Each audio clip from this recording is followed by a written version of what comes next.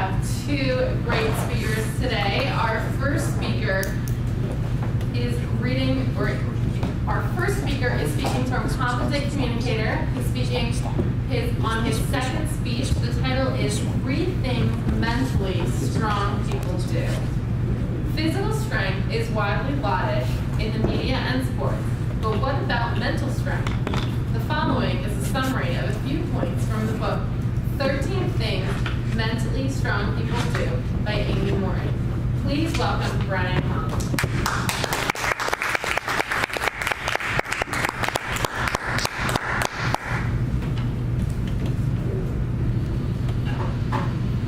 Thank you, Madam Toastmaster.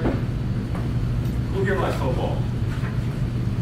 Anybody see that Hail Mary pass by Aaron Rodgers? Yeah. That was a physical feat on display. And it got me thinking about, it's easy to see that, but what goes on the inside of a quarterback like that? What kind of mental toughness does he need to have to achieve such things? And I gotta imagine he's pretty mentally tough, but he's gotta have other attributes which makes him the star athlete he is today. Which brings me to a book I just read, which is called 13 Things Mentally Strong People Do. I don't have enough time to go all through 13 things, so I'd like to just go through 3 things in particular that resonated with me. Well, first of all, what are some of the factors that determines one's mental strength? According to Amy Morin, there are 3 things. There's genetics, one maybe more especially prone to potentially mental health issues or mood disorders. There's second, there's personality attributes. Sometimes people think more realistically and behave more positively. And thirdly, there's one's life experiences, which inform how they think about themselves, the people around them, and the rest of the world. The first habit that I took from Amy Morin's book was mentally strong people don't focus on things that they can't control. According to Amy Morin, there is an internal and external locus of control people have. And people form this locus of control depending on their life experience. One with an internal locus of control could have the mindset, well, these things just tend to happen. And for instance, someone could have a life experience such that when they do things, they don't necessarily see an immediate result, and they don't necessarily see any sort of outcome in response to something that they do. As opposed to someone who, in particular, does work hard and does do something and does see some results, which could inform them as to how they have a certain outlook. I would say that I'm more of the external locus of control, and I think I go way too far in terms of the external locus of control. I, in certain ways, try to control it. And some of the problems with that is that it leads to kind of increased anxiety. It can lead to feelings of inadequacy. According to Amy Morin, that you can unnecessarily keep blaming yourself or feel directly responsible for outcomes over which you don't necessarily have control. To illustrate, I'm a lawyer, and sometimes I have to prepare clients for deposition. And deposition is a question and answer session in which my clients are asking questions about certain facts about the case. No matter how much I try to prepare them for depositions, and I hammer my clients over the head with certain facts that they should know about, 5 minutes later they forget about it. And I can't say anything. And it really aggravates me sometimes. But I have to realize that I have to look at it rationally. According to Aaron Morin, I have to bear in mind that sometimes the only thing you can control is your behavior and attitude. And I try to take that to heart and realize that what's going to happen is going to happen, and my clients are going to do what they're going to do.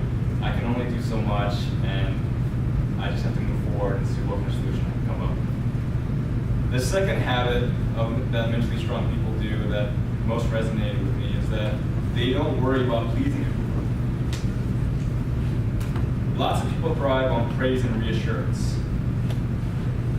But sometimes if we depend on that too much, one can become physically and mentally exhausted. And that's going to be a problem. According to Amy Morin, one of her solutions to deal with that is to clarify one's values. What are the top values in one's life? Is it what's the top 5? Is it with family, education, children, one's spiritual or religious beliefs, and does pleasing other people is that paramount to your top values? In my personal experience, sometimes I worry about pleasing people too much. In the case with my family and friends, sometimes I like to be a good host. And sometimes when I don't want to, they've asked me to host Super Bowl parties. And for anyone who's hosted a party, it's not an easy job. It's a lot of hard work. And sometimes I couldn't say no because I wanted everyone to have a great time. And I realized the kind of mental and physical toll it would have on me. So taking this habit to heart, I've tried to learn to say no. The third habit mentally strong people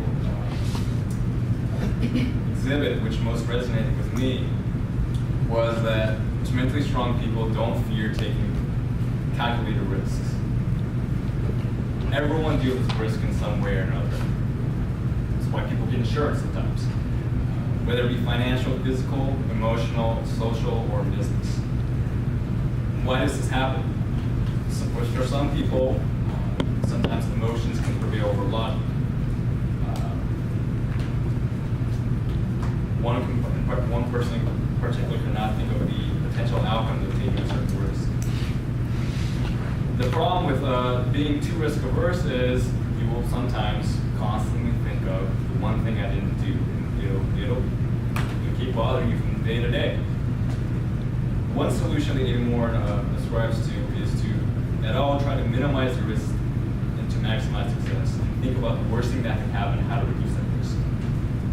For me, what I've tried to do, and taking that to heart, is make a company of my own, my brothers. For the longest time, we've always wanted something of our own, and we wanted to make our own brand.